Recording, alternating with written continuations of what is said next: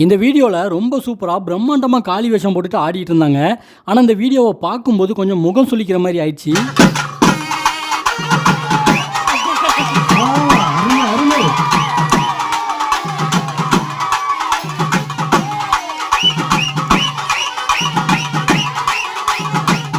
பஞ்சு மிட்டாய் சேலை கட்டி பாட்டை போட்டுட்டு குத்தாட்டம் போட்டுக்கிட்டு இருக்கிறாங்க.